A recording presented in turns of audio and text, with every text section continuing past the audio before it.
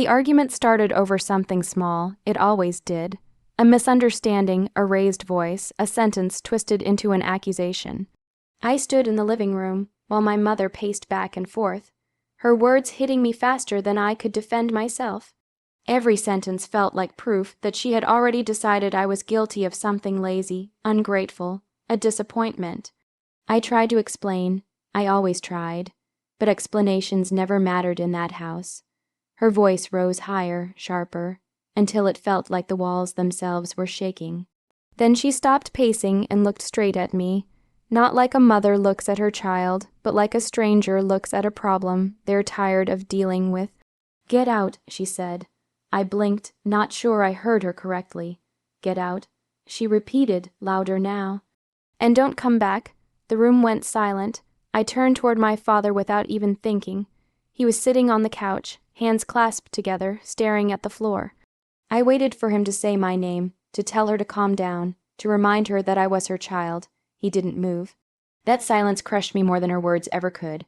I felt something break inside my chest, something soft and hopeful that had believed, no matter what, that home was still safe. I nodded slowly, not because I agreed, but because I didn't know what else to do. Fighting would only make it worse.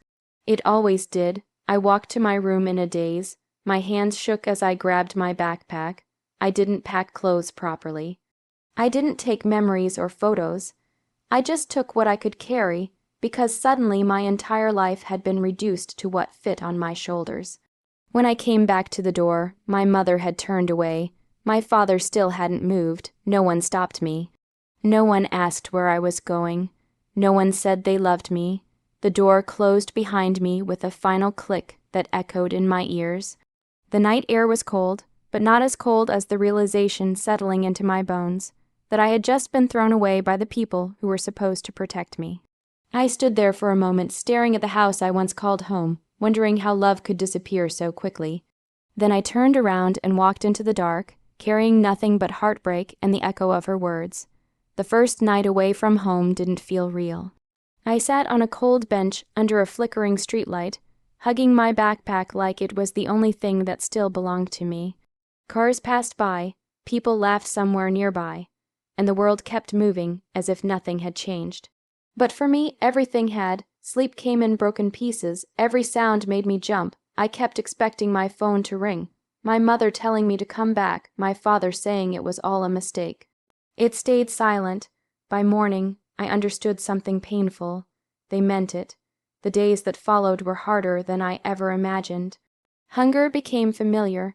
I learned how long a bottle of water could last, and how heavy loneliness felt when there was no place to escape it. I walked for hours just to stay warm, pretending I had somewhere to go. I avoided mirrors because I didn't recognize the person staring back, tired eyes, hollow cheeks, a forced strength I didn't feel yet. What hurt most wasn't sleeping outside or skipping meals. It was realizing no one was looking for me. No missed calls, no messages asking if I was safe. Each passing day felt like confirmation that my absence didn't matter. Eventually, I found small moments of kindness in unexpected places. A shop owner let me sit inside when it rained. A stranger bought me food without asking questions. Those moments confused me. Why were strangers kinder than my own family? I found work washing dishes at a small restaurant. The pay was low, but it was honest. My hands were sore, my back ached, but every earned coin felt like a step away from being invisible. I rented a tiny room with cracked walls and a mattress that sank in the middle. It wasn't home, but it was mine. At night, the silence felt loud. Memories crept in when I least expected them: family dinners, laughter that now felt like a lie, the sound of my mother calling my name before everything went wrong. I cried quietly so no one would hear. I didn't want pity. I just wanted to survive. Somewhere between exhaustion and determination, something inside me changed. I stopped waiting for apologies that weren't coming. I stopped hoping they would suddenly remember me. Instead, I focused on breathing, working, and getting through each day. I was alone, but I was still standing. And for the first time, I realized that survival itself was becoming my strength. Weeks passed. I went through each day like a ghost, moving through the world without anyone noticing. Work, eat, sleep, repeat. My phone stayed silent, a reminder that I had truly been erased from the life I once knew. I tried not to think about my parents. I tried not to remember how it had felt to be unwanted in the place that was supposed to be my home. Then one evening, my father's voice came through the phone. Why did you stop coming home?" It was tentative, almost unsure, like he had forgotten how to speak to me. My chest tightened. I wanted to hang up. I wanted to scream. I wanted to demand why he hadn't said a word that night when my mother had thrown me out. But instead, I just listened. You stopped visiting." He continued. We thought you'd come back. You always did." I laughed softly, though it sounded hollow even to my own ears. "You told me to leave," I said, my voice quieter than I expected. "You said I should never come back," and I listened. There was silence. A long, heavy silence that spoke louder than words ever could. On the other end, I could almost hear the realization hitting him, like a wave crashing too late. He stammered, tried to form sentences, but none of them made sense. I realized then that they hadn't missed me.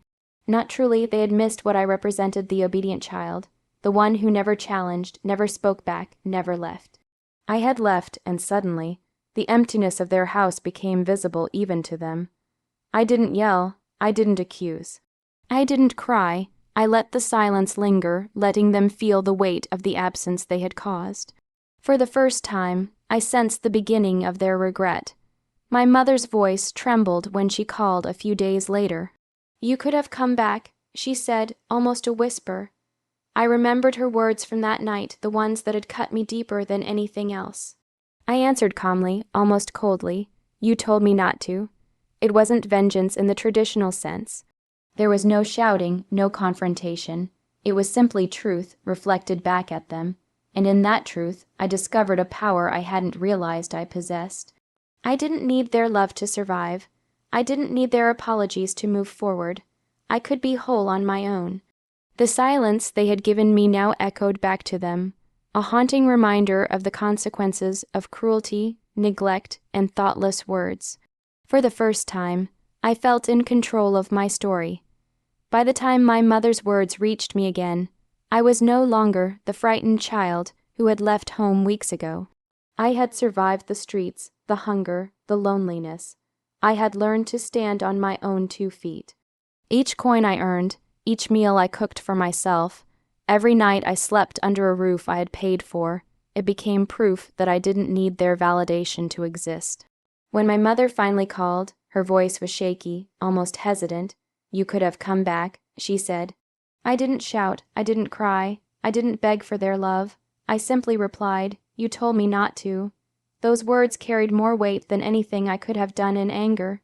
They couldn't erase the weeks of absence, the silence that had spoken louder than any apology.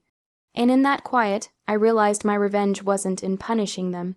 It was in showing them that I could thrive without their support, without their affection, and without the family that had turned its back on me. Life went on, and I built a world that was mine.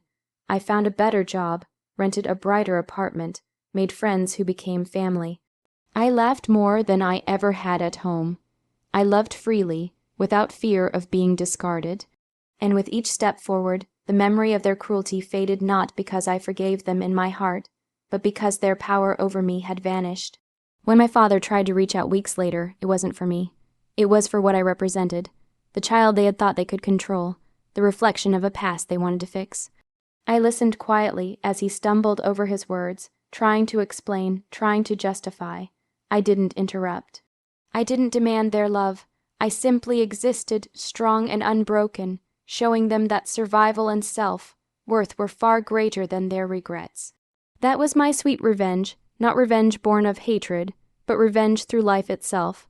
I thrived where they had expected me to fail. I found peace where they had given me chaos. I forgave not for their sake, but for mine, to free myself from the burden of anger and pain. I had become everything they said I never could be, independent, resilient, unstoppable, and every time I looked in the mirror, I saw a version of myself that no one could ever discard again. The silence that had once wounded me now empowered me. The absence that had haunted me now defined me. I had left as a broken child, but I returned in my own way as the architect of my life, and that, more than anything, was the sweetest revenge I could ever imagine.